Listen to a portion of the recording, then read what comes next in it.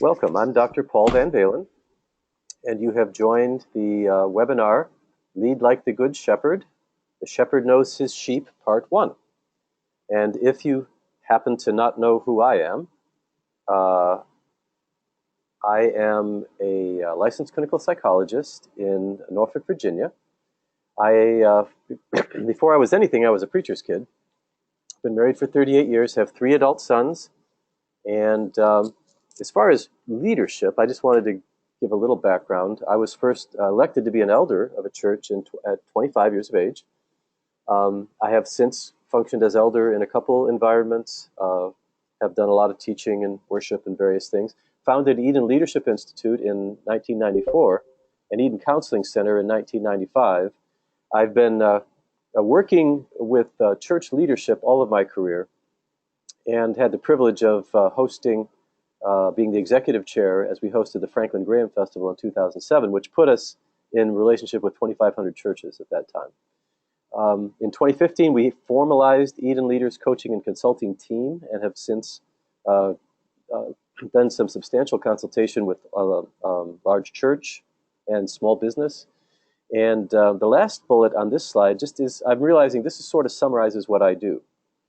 As an apologeticist for the Bible using social science, you'll get some biblical reference, you'll get science findings, largely from social science, and you'll hear stories of my life as I testify to what God has done for me and through me to some degree. So that's what we're about. And this particular presentation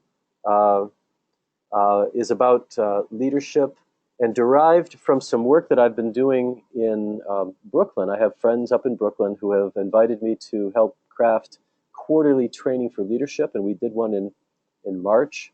There, the first one went very well, and so some of the content has been evolving from my relationship with the various groups like that. I'm going to have to excuse myself just for a second and pull up a video I want to show you from Forbes magazine that has to do with qualities of great leadership. And we're just going to, it's real short, we're just going to watch this together for less than a minute.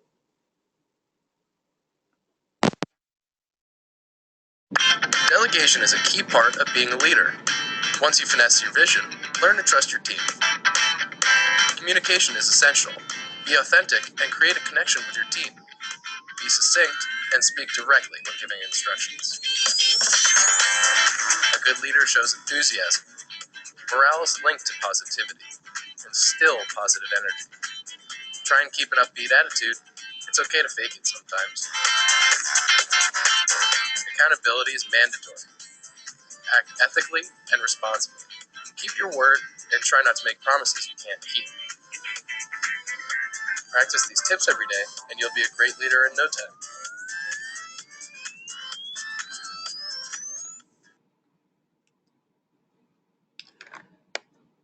So that, Forbes created that. And the 4 elements of great leadership derived from this, presented in this video, are the ability to delegate, to communicate enthusiasm, and create systems of accountability. So this was part of a review that I was making, and I went ahead and left all that website in there in the slides, which are available. They'll be online, and you can look that up if you want to view it or share it. It's a nice, succinct little video. It was part of an online, I did a quick online survey as I was preparing this, just looking up what do people think are the top 10 or qualities of a great leader. These are things I was looking at, and they vary somewhat. There probably are about 30 different qualities that people claim good leaders have. All of them seem very reasonable, very valid, and but most of them have to do with relationship. And it's just going back to this slide, people are involved in all of those elements. Delegation, communication, enthusiasm is a shared emotion, and accountability are people interacting with each other regarding common behavior and mission. So relationship is a very significant part of what good leaders do. And so most of my teaching focuses on the area of relationship development, enhancement, and motivation. And current research in leadership shows that it is very, very relevant to success. we're using a shepherd metaphor, which comes right out of the Bible. And the New Testament has 23 references to shepherding. And it is a great metaphor regarding the relationship components of leadership. That's what this is all about. And we're going to develop some of those constructs, both today and in future training. This derives from a 3-hour training, and I have an hour with you today. So I'm going to do portions of this 3-hour training, kind of see where we end up at an hour, and very likely continue with more content next month in The Good Shepherd Knows His Sheep Part 2. But this metaphor was very common back then. It is less so now. So when we teach using a metaphor that is not common to life now, which is real common with biblical stuff, we have to give a little history, expand on it, and so forth. It was an extremely common metaphor in ancient literature, going all the way back to Hammurabi of Babylon, who called himself a shepherd. Homer referred to leaders as shepherds. So you have this metaphor of shepherds as leaders going way back in terms of recorded history, with the symbolism of the shepherd, the tools of the shepherd, the staff, the royal staff, like the scepter of royalty, is representation of a shepherd's rod, and the crook. If you look up ancient pharaoh depictions and hieroglyphics and writings in tombs and so forth, you'll see the pharaoh holding both a rod and a staff, both the tools of a shepherd. So this is certainly not a new idea, not even new in biblical times, a new idea of shepherds as leaders. Jesus refers to himself as the Good Shepherd in John 10. We're not going to read it today, but I would encourage you to read through it. And verses 2 through 4, 14, and 27 refer to some element of knowing the sheep and the sheep knowing me. So a number of the verses, as he's talking about what the Good Shepherd does, who the Good Shepherd is, who the sheep are, is relational. And then this metaphor of shepherd and sheep is passed on to Peter in John 21, where Peter is being confronted by the Lord. This is post-resurrection. This is after the time where Peter denied Christ 3 times. And so 3 times, Peter is asked, do you love me? And then he's being given a commission. If you love me, feed my lambs. So he's talking about a specific population here. And he says, take care of my sheep, feed my sheep. And he does it 3 times, which we believe relates to the denial of being known by Peter 3 times. So we have this rich metaphor of sheep and shepherd that we were going to work with here. The responsibilities of a shepherd, practically speaking, include feeding and watering. And these, of course, we'll use them metaphorically. Grooming and shearing. And grooming and shearing is to present the sheep acceptable. So we have this metaphor of presenting the sheep acceptable to our Lord. Delivering lambs. I'm sorry, I have allergies. And we'll be drinking water and taking lozenges. We are told that we're having record-breaking amounts of allergic material in the air. So when I talk, I get this little cough. I apologize for that. So delivering lambs could be viewed as modern evangelism. And in a spiritual direction tradition, the development of newness in a person's life, not just perhaps the moment of salvation that evangelical conservatives view, but other developmental themes in the life of God's people. Leadership, seeking after the lost, which is another rich metaphor, and protection. These are all common tasks of the shepherd, and we're going to be addressing several components over the next 3 trainings. The tools are very interesting. You have the shepherd's rod, which is used not with the sheep. The crook or the staff is used with the sheep. So you have this really tool of violence and a tool of peace in the hands of the shepherd. The crook may have had a little spoon-like ending carved out where he would flick little dirt clods to direct the sheep, certainly not harming the sheep, but keeping the sheep attentive to the path, whereas the rod is actually used to harm an enemy. And so you have reference to the thief, you have reference to wolves in Scripture, and so the rod is reserved for them. One of the reasons I mention these tools is that I do a lot of counseling and consultation and have myself felt that maybe the rod was being used on the sheep. Sometimes the way people communicate, the directives they give, can be experienced by the sheep as very harsh. And so part of what my training is about is learning to differentiate what is the difference between the experience of the crook and the rod. So we have in verse 14 the most clear statement, I am the good shepherd. Jesus is declaring his role as leader. I know my sheep and my sheep know me. And so if you look up the word to know in the dictionary, just a common dictionary, you will see that it is defined as a form of intimacy. So to know someone is to have an intimate relationship with them. And so these four elements, I believe, are part of leadership, particularly church leadership. It takes time to build relationships, so that has to come out of our schedule someplace. We have to know what safe conversations are, and we'll be talking about what are the elements of a safe conversation. In order to build intimacy and trust, we have the age-old reality of confession. We want people to have the freedom to reveal those things that need to have light shed upon them. They need training. They need to learn more discernment. And so we have to know how to receive that and encourage more of that, because in Protestant tradition, confession is not mandated. It is totally elective. And I've worked with many leaders who never are in a position where people will entrust their secrets to the leader because it doesn't feel safe. And that all relates to trust. I trust you not to gossip about me. I trust that you will receive me and love me no matter what I've done.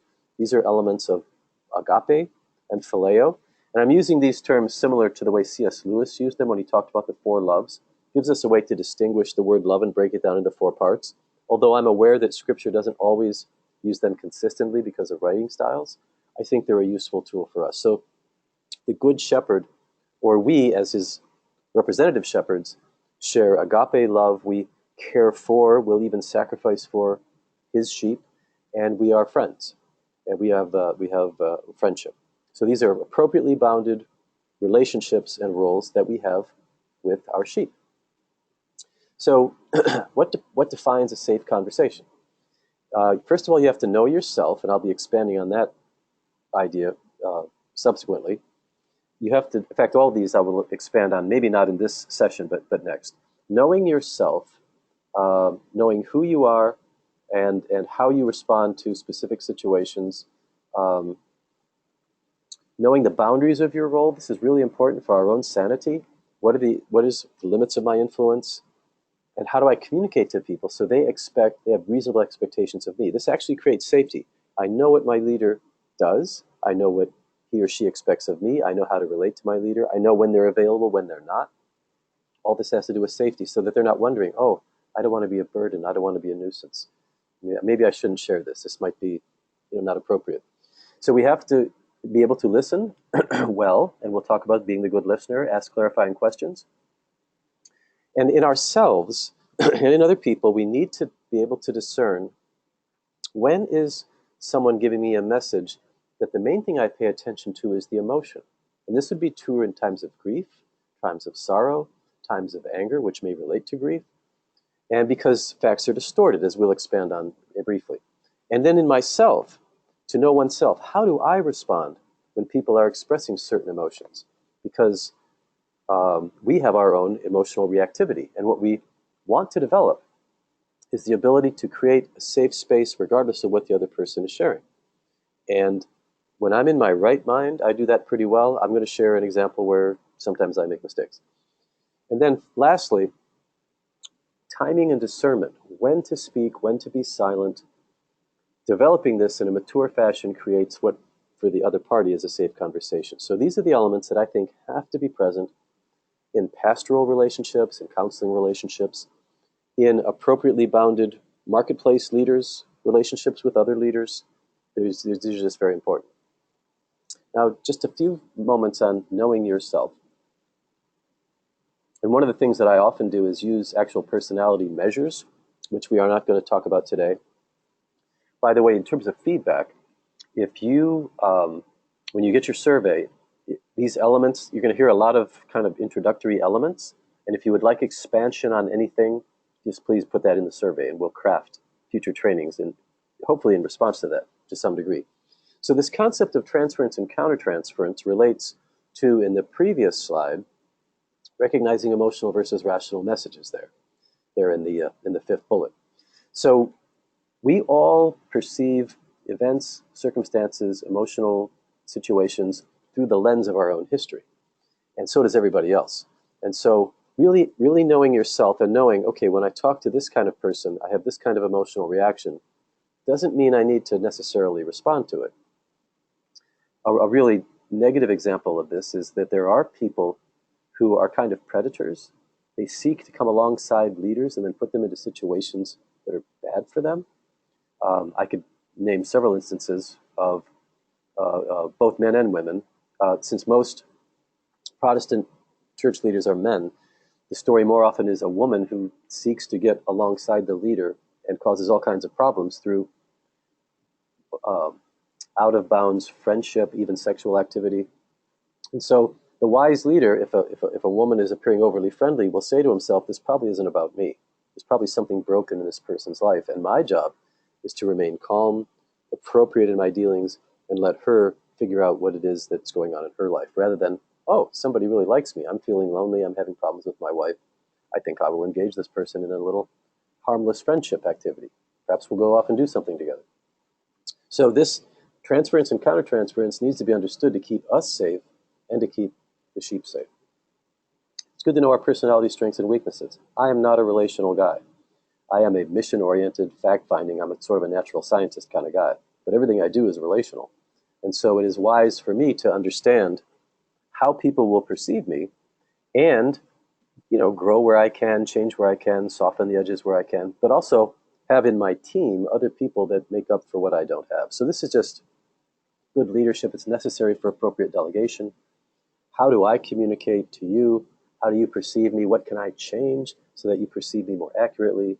What can we work together with to navigate our relationship? This all requires understanding of strengths and weaknesses, both in terms of personality and leadership skills. I'm not a real tightly organized person. I'm a visionary. So I need people in my staff that really are well organized and can keep me on task sometimes. And so to do that, going down to the bullet, feedback and accountability, there's a really good book called The Gift of Being Yourself by David Benner. I have it in the resources in the last slide. And he says that you really can't know yourself without knowing God and others. You can't separate one from the other, because our view of God is shaped in part by how he enacts with other people. Hence, we have the biblical history, and we have the history of the modern church, and we have friends and relationships in our own world. He says you can't separate them. So knowing yourself means that you have other people in your world that give you feedback, accountability. And then lastly, the three things that I tell every leader they have to manage, including me. You have to manage your anger, you have to manage your anxiety, and you have to manage your addiction. So it's the AAA model of how to be a good leader relationally. And leaders are at risk of failing and falling when they fail to manage one of those three things. I've seen leaders removed from leadership because of uncontrolled anger. I've seen leaders become self-disqualified because their anxieties led to bad choices in any number of things. If you have fear of looking bad, you hire incompetent people around you. And then addiction has many forms in which it creates significant problems. So we're going to focus on anger for a minute. This is content that will appear familiar to people who have been through the 4-session marriage counseling. I make reference to it often when I'm talking about any kind of relationship. In fact, all the content that I work with has been evolving over the last 30 years. In 1991, I was doing a marriage workshop in a church in Norfolk using similar relationship tools. And the former mayor of Norfolk, retired physician who had served a number of terms as mayor of Norfolk, approached me and said, these things that you're teaching us are wonderful for marriage. And I think he had been married 60 years. So he was really a senior, mature person. He said, this is great for marriage. And it strikes me that it's also really good for business, good for government. You're teaching some very fundamental relationship tools that apply to any situation. And so what I have evolved into, God has developed into, is when I'm doing corporate consultation, when I'm doing pastoral counseling coaching, when I'm doing church staff training, I use the same constructs, the same principles of identifying one's own emotions, knowing how they affect other people, knowing how to modulate or regulate our own emotional reactions, I use the same construct. So you will hear redundancy as you hear me teach in different contexts, because it is. So this scale, going 1 from 10, is just levels of anger expression, with death being the most severe and unobservable irritation being the lower part. And so I use these 10 points to ask people, how intense does your anger get? How often does it get there? And the goal is to manage ourselves so that we are rarely above a 5. And we know what to do if we do get above a 5. Now, I actually know people who function in that zone all the time. They're very mature. They're probably not wired as hot as me in terms of emotional reactivity, and I admire them very much. I can tell you I'm not always expressing under a 5, but in my relationships, we craft ways to give feedback and adjust so that we don't remain in a state above a 5.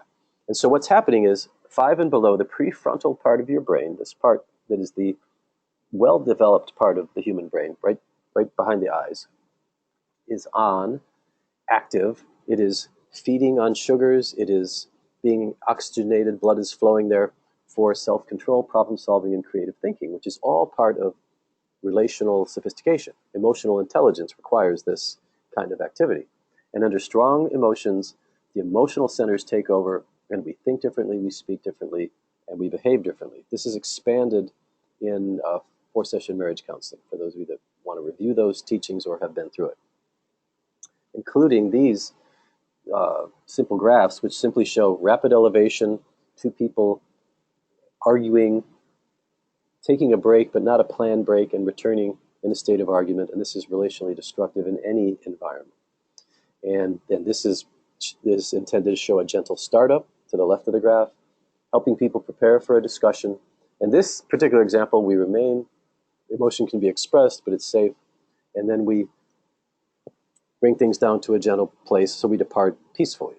And then this represents a planned timeout where you say to a colleague, I feel this is getting a bit intense. Why don't we just take a break? Let's just calm down, come back together with cooler heads, and let's work on problem solving. So the timeout, gentle startup, take a break because things are getting too intense, either internally, which is the place to take a break. I'm starting to feel really frustrated. How about if we take a break? Or externally, if a person's out of bounds and you say, we need to take a break. So this is a planned timeout where people calm themselves down, they come back together. So my point in this rather rapid introduction is to show that we can identify our own emotions and the emotions of others, and we can have constructive responses regardless of the intensity. That's the goal. There are things that we get into which are truly, I call them landmines. They are somewhat devastating to the relationship the way they're managed. Not that they exist. And so we don't always know in another person where landmines are, but we can see evidence of it. And if we're aware of these realities and we're paying attention, we know somebody and suddenly they're behaving differently. We notice that, we pay attention to that, and we think through, so what's happening here? Why is John responding so intensely? And I may know enough about John to understand it, or I may be able to engage John in an understanding of it, or I may be in a position of authority, particularly in the marketplace, where it may not be appropriate to even inquire, what's going on, John, but we may say, so in a performance-based relationship, it is very appropriate to say to John, this is out of bounds. It's up to you to figure out how to get it back into bounds. And it may suggest resources, but I need you to manage this. So that's a more supervisory, authoritative kind of way of responding, but still calmly, directive, speaking the truth. All these things can take place even when people are kind of out of bounds with their emotional expression. So every now and then I don't do well. So I usually find that my worst stories are my best stories. And what people tend to recommend after one of these presentations are the bad stories. So here's a bad story. I had invited a staff person to a meeting who really had made some bad choices. And I was struggling because he didn't seem to want to acknowledge that he'd made bad choices. But they were bad enough that I consulted with my legal advisor and invited him to discuss with his legal advisor. And when we came together for a meeting, I found it not very satisfying his conclusion and his plan. So I had written out a kind of a rehabilitative plan or a recovery plan or a remediation plan. And it involved some things that I knew would cost him time and money. And I didn't expect him to be fully happy with it. So, so here's, I didn't fully prepare myself for his emotional reaction. I acknowledged his emotions. So I appropriately said to him, look, I can see this is kind of upsetting to you. Um, I can see you're not happy with this. You want to tell me what you're experiencing? And he responded to my invitation. And he said to me, I'm mad. I don't like this. I don't like this. And then he began sort of minimizing his involvement in this and sort of portraying himself as victimized. And I got mad. And instead of saying to myself, I got out of my right mind. Instead of saying to myself, he's having an emotional expression, I really shouldn't respond to the facts of what he's saying. I invited him to share his thoughts and feelings with me. I should have treated it with respect and then helped him calm down so that we could get to the facts.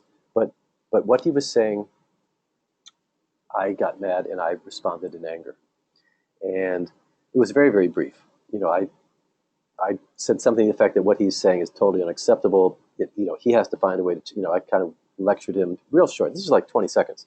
Then I stopped, caught myself, and realized, okay, I blew it.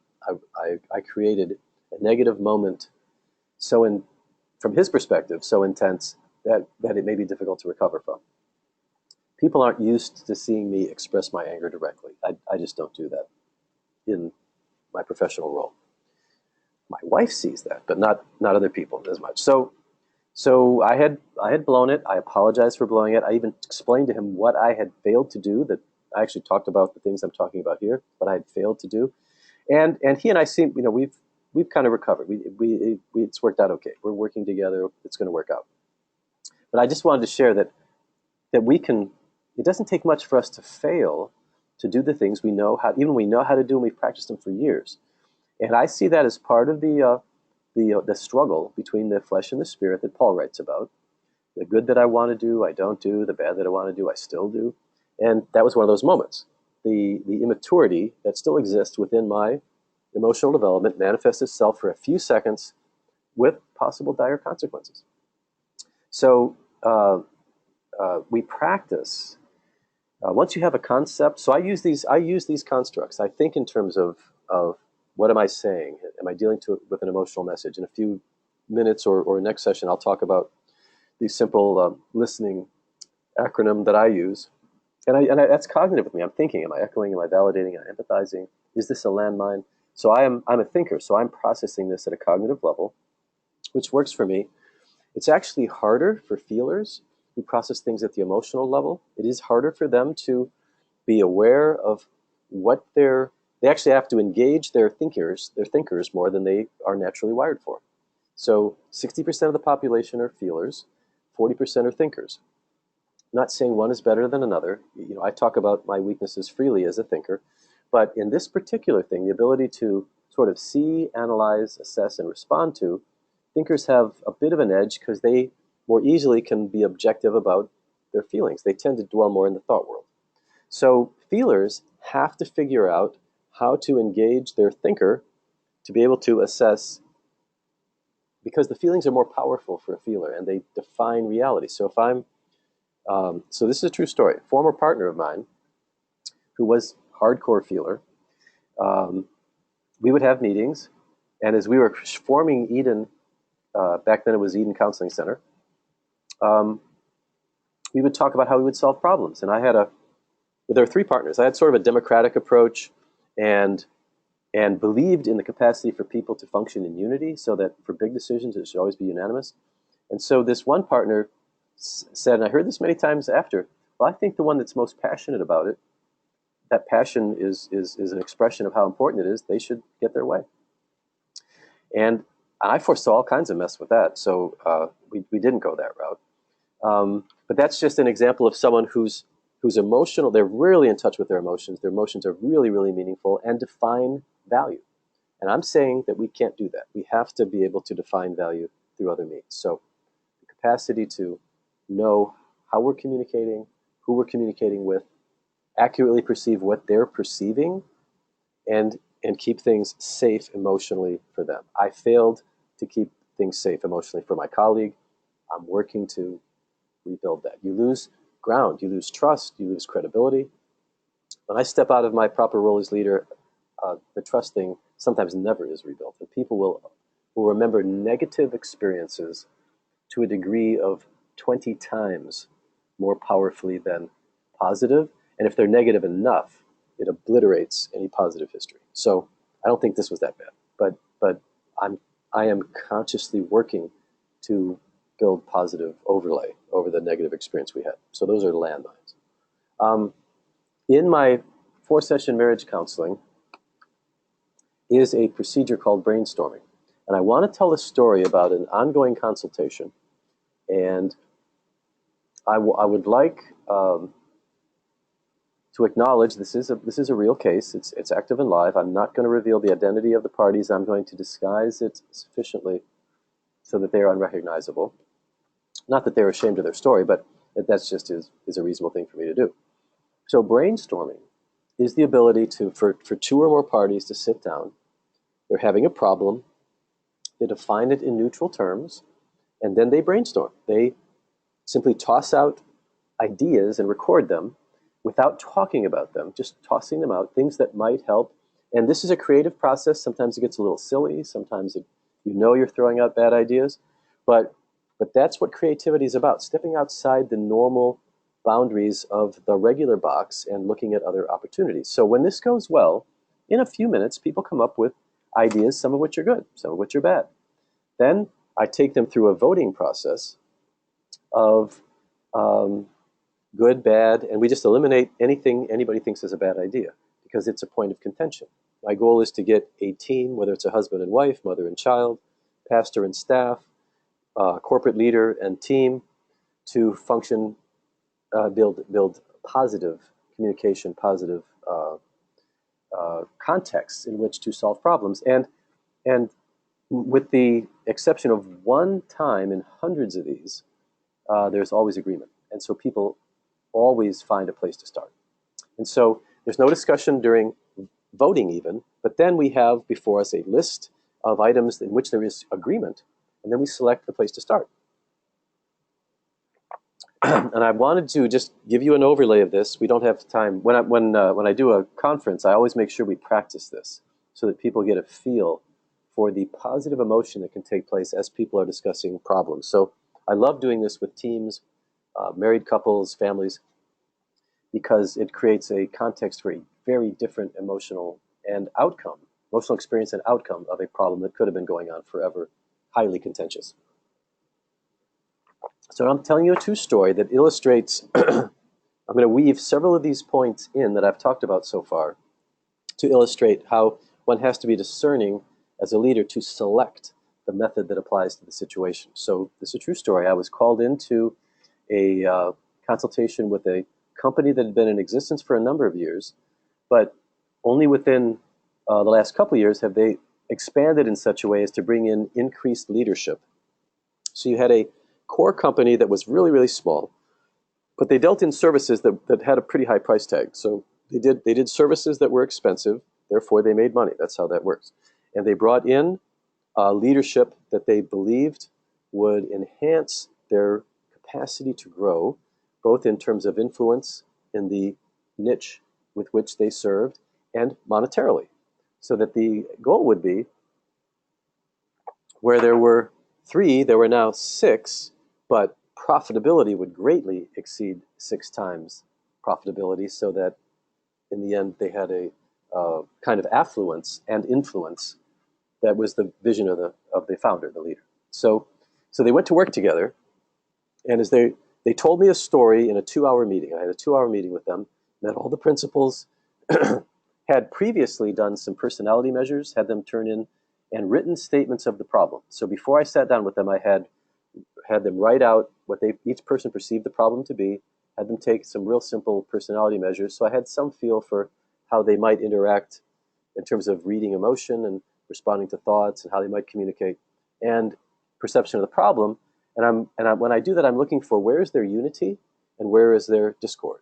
And so I typically start a session, with some introductory comments, kind of warming up, and then, but because time is money, so to speak, pretty quickly we're into the problem. And so I always start with, so these are the things that I see agreement in, and I'm usually using a whiteboard or something, and so there's agreement that this is a problem, this is a problem, this is a problem. Now, here's some areas where there isn't agreement. Somebody says it's this, and now we're touching into where people are often getting into blaming each other. So they're telling me their story.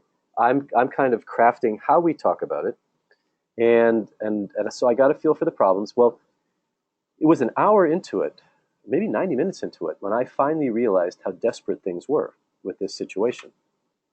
As they kept telling me the story and their productivity and their goals, it was clear that if they didn't have a change in a month, that some of the parties were not going to be able to financially stick with the ship. And they were all highly motivated to make it work. There was some blame shifting taking place. They disagreed as to whose fault it was or what the solutions were. And so I had been beginning to teach them about listening and communicating. And I stopped and I said, okay, now I get it. And I taught them brainstorming, and we did a brainstorm.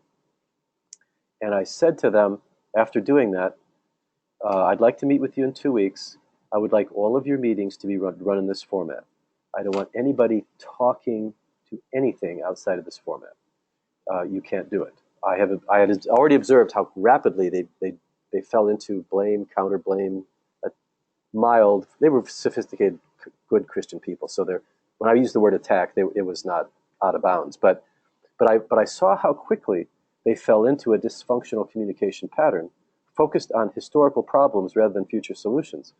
And so my intervention with them, I only had 2 hours with them, was to craft the brainstorming approach, to teach them how to do it, to take them through it so they experienced it, and then and I said, I try not to be this prescriptive, this demanding as a coach, but these times warrant this. I mean, I really would like you to listen to what I've got to say, and I really would like you to do exactly what I'm going to tell you to do, and I believe things will turn out okay. So I took a much more aggressive, declarative position because that's what critical times require. As a leader, as a shepherd, if the wolf is attacking your sheep, you attack the wolf. You don't sit and talk about it. You don't have a meeting to determine, is this a wolf, is this not a wolf? And so I did what I thought was appropriate as a coach, and I gave them very prescriptive advice, not knowing them well enough whether they could do it or would do it or wanted to do it. But they said that they did. The feedback I got after the meeting was that it was very useful. Let me assure you that it takes a while for people to get these things I'm talking about. Though very simple constructs, it's hard for people to get their head and heart wrapped around how simple it can be to fix some things, because they'd been in conflict for a year. They'd been without revenue for 9 months. I mean, they'd gone from a small, affluent company to really not good shape. So they were willing to buy in. The leader, at the end of the session, though, this is an example of how it's kind of hard to get everybody to get it. At the end of the session, one of the leaders says, well, okay, so you want us to run our meetings in brainstorm fashion. I get that. But before we talk to you next, how do we talk about the rest of it? So very clearly, just, the old habits are so ingrained, and Satan is so wanting us to step out of the lane of safety into the lane of danger. And so I got really blunt with them, and I just said, you guys can't do this. You do not have the skill set to talk about it. Let me make this perfectly clear. I don't want any discussion outside of the brainstorm format. I think you'll see, just as you did here, you will have action steps. And if you guys just do a brainstorm and implement, I think things will be fine. If you choose to converse, because we haven't been able to develop this capacity yet with you all, I can't tell you what you'll get. I think it'll be really bad. So these were highly motivated leaders, highly successful, histories of high success. So they were really competent people. And I'm using them because they're like the poster children for success. I met with them 2 weeks later, and it was remarkable. They were delighted, which made me delighted. They had moved from they have a formula for what would lead to success, and they were just totally stuck at a very important point in terms of developing their clientele. And they had clearly moved to a rate of engagement with their clients that was going to guarantee success in 2 weeks. But it actually began that afternoon. I mean, they had the capacity to listen, to comply, and to direct themselves. And so I've been in relationship now with them for several months.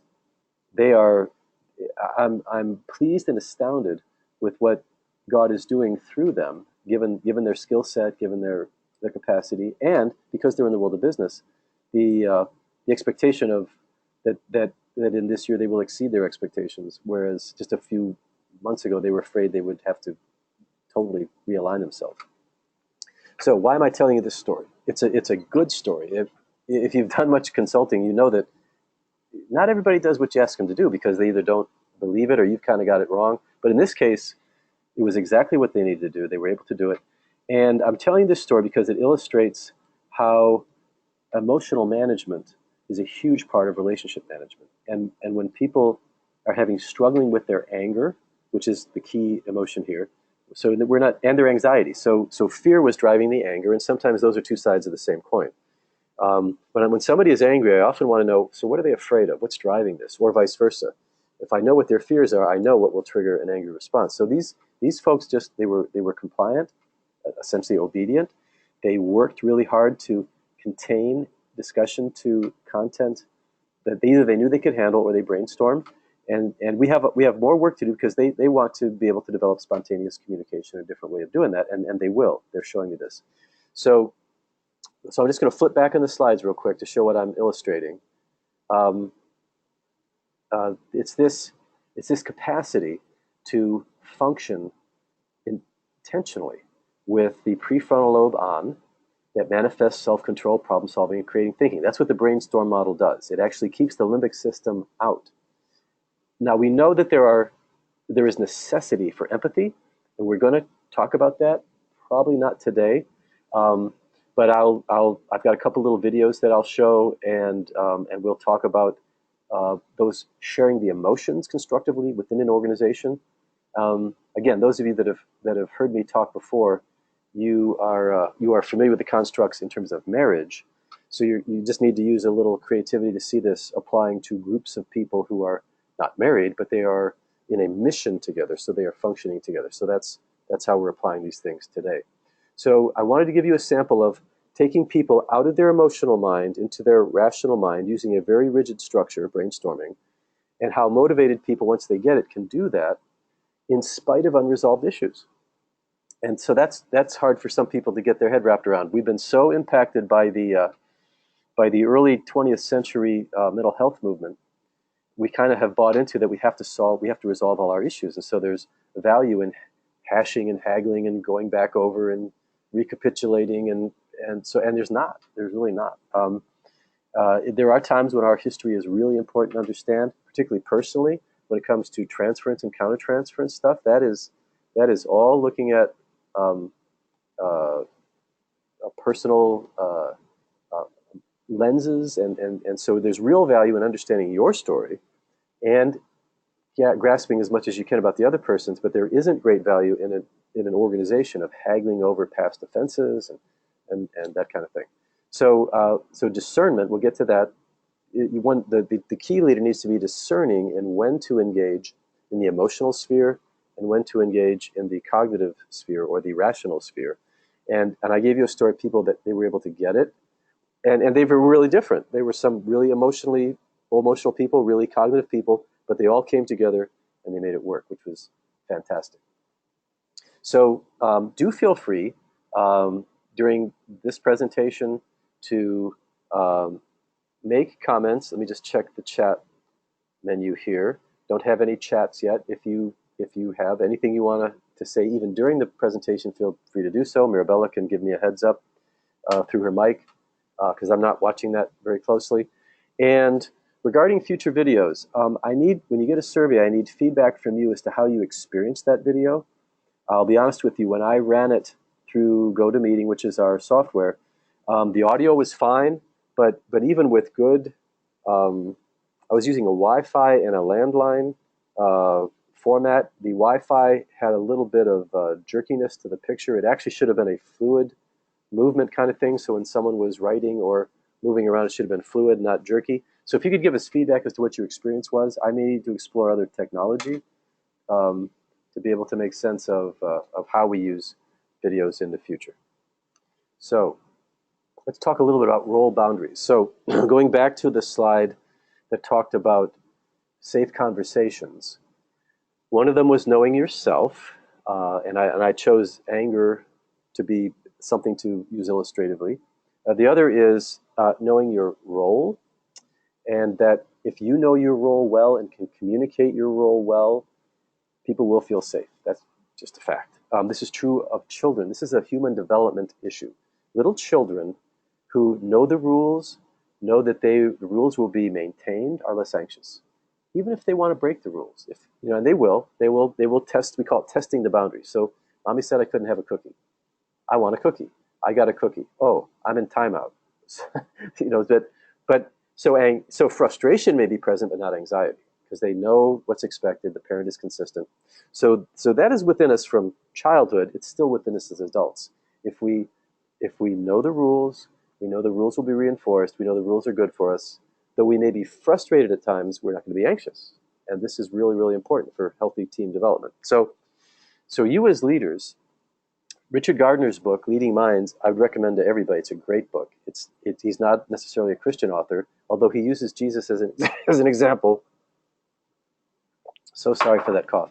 He also uses Gandhi and Buddha and Eleanor Roosevelt, and so he has, I think, a dozen figures that he gives biographies and illustrates different kinds of leadership. But in his preface of this book, he acknowledges that leadership is lonely, which it is. Harry Truman had a placard on his desk. He was a former president of the United States. The buck stops here. There is no higher authority other than God. We're it. And so you need to know when are you doing well? That's standards of performance. In terms of ministry in particular, one of the problems, research with ministers shows that one of the most stressful things that they deal with is lack of clarity of role, lack of clarity in authority, and the fact that they have too many bosses, having to deal with the opinions. The bigger your church, the more perceived complainers you have, to be blunt. So, if you have a church of 2, you got 2 people who have an opinion as to what you should be doing, and you multiply that by whatever number. And so it is good for the leader to, with God's help, define what is my job, what are the limits of my authority, what are my standards of performance. And if you have a board, if you have, however you're structured, you put that in writing and you communicate it. This is what a good pastor does and is in our church. This would apply to marketplace leaders as well, those of you that run companies. What is the role from top down? What is the role? What is the function? Where does one go for complaint? Because what do you do if the top guy disagrees with you? There needs to be ways to deal with things. In Eden Counseling, I am the top guy. And I work with people who are highly sophisticated, independent functioning. I mean, I don't tell them what to do. That's not my job.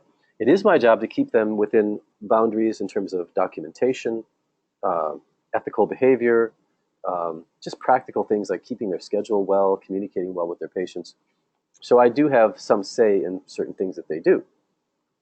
And I realized that I could come into conflict with an individual, as in the story I did, for example. I said, look, if you and I can work this out, great.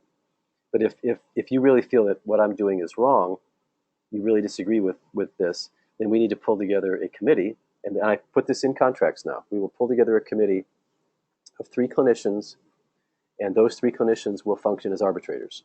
So I've installed that in my organization. And so you may have, if you're a pastor, you may have elders, you may have some group, or you may be part of a denominational system where you can step, like if you're Presbyterian, you can step to presbytery for help. But we all have to have help. We can't do this alone. That's a real biblical premise that we'll elaborate on as we move forward. So what is the chain of authority, including who am I responsible to? So Paul VanValin is responsible to the laws of Virginia, to the licensing boards, and to arbitration. So I'm doing this to show that they're beneath me organizationally, and to arbitration teams of 3 that we elevate for a season, for a particular purpose. Standards of performance are best done in writing. And I'll be honest with you, I'm working on that at Eden. We've been kicking this around for years. I had Dick Hornbeck come in, who He's a previous vice president with a large pharmaceutical company in the Northeast, and so he functions as a consultant. And we had him do training. So I have his training. I know how to do it. We're working on it. My hope is that by the time we finish this series, I will be able to declare to you, everybody in my organization has standards of performance that are crystal clear. We have a system of review. But I have to give a little bit of confession. I know how to do it, and we're working on it. But I absolutely believe that with a clear job description, clear standards of performance, we're reducing anxiety, and people feel safer. They know where to go if they're having a problem. They know with whom they can communicate their concerns safely without fear of reprisal. And so this is another thing to communicate. I tell everybody, behind closed doors, we can talk about anything. You can express any complaint, any concern you want. I may disagree, we may argue, and that's fine. But publicly, I need you to not undermine my authority. I need you to, and so I tell this to my top leaders. I tell this through the whole organization, and that's just consistent with my view of being of modeling a system of respect. We have 4 core values: respect for everyone, upstanding services, stewardship always, and honor God in all things. And so this disrespect just isn't allowed. So I communicate the context in which you can have safe conversations, and they'll remain safe. There'll be no reprisal, no retribution. But if you misbehave, yeah, that's a whole nother matter. That's putting things out there. So standards of performance, and if you want me to expand on this, I can, simply states observable, measurable criterion that show that you're doing a good job. So in the world of therapy, honestly, I don't know what takes place behind a closed door. I don't know who a good counselor is or not a good counselor unless I actually watch them work, which we don't do. It's a private kind of thing. But I can look at things like numbers of complaints, numbers of compliments. We can survey our patients. They can tell us what they think, what their experience is. I can review notes if I choose to and look at documentation of progress. There are things I can do, and so we're crafting these as we speak to make this a safe place for people to work. I have time to address this issue, I think, and then we'll probably stop. In the Commonwealth of Virginia, and in many states in the United States, only clergy and attorneys, it's the last bullet, have privileged communication. That means a judge can call you into court and say, tell me what John said to you, and the attorney says, he's my client. You know, I don't have to do that. I can't do that. And the judge will say, oh, you're right. I shouldn't have asked you in the first place. Now, as a counselor, I don't have that. In Virginia, counselors can be called to testify about the nature of their work. Now, if I can argue my case to the judge, I can say, look, here's why I don't think I should reveal this. This is a minor. His parents have proven to be abusive. If I tell you this, the parents know this, bad will come. But it's the judge that will decide whether that's reasonable or not. So I've taken this model of limits of confidentiality and just apply it everywhere so that it's negotiated. So, for example, here's something that I've learned. People come to me and say, I need to tell you something, I need you to keep a secret. Well, I don't know what it is. So I say, you'll have to decide whether you're willing to trust my judgment as to whether I'll keep it a secret before you tell me anything. I don't promise to keep secrets that I don't know what they're about. Therefore, it's somewhat challenging to deal with me because it's not a secret as soon as you tell me. So you'll have to, and so some people say, thank you, and they walk away. They don't want me to be able to decide whether or not they tell me these things. This relates to staff, family, not my nuclear family so much, but extended family. I've had these conversations. Friends, colleagues, people who are just sort of wanting to confide in me because they know I'm a counselor, and that's always my line. So the limits of confidentiality I believe in, we define what they are, and so here's what limits of confidentiality means. Who will I share this with? What will I share with them? Under what kind of context? And so I use the metaphor of fences. So we define what the boundaries are. It's as if putting a fence around this information, and we'll only let in certain people. We have a little gate, and so we define what is, so you know what's safe to talk to me about. And if you don't feel safe talking to me about it, don't. My life goes on, your life goes on, it's fine. And so this kind of safety, we're back to, this is a metaphor for safe conversations, building fences around information, and it creates trust. So when I tell you I'm going to do something and I do it, and you see it over and over and over, now we're building a trusting relationship. I want to have that with my family. I want to have that in my organization. I want to have that with all of the leaders that I know that just share life and confidences and that sort of thing. And God has been very good to me. I have a good reputation in terms of confidence. I no longer am surprised when I meet a leader and he sits down and just, or she sits down, they just lay it out. Here's what's going on in my life. And here's what I do. I stop them and say, okay, I really appreciate your trust in me. One thing I always do is try to define what I call the limits of confidentiality. And so I want to let you know that this conversation, the content seems to me something that you want to define that way.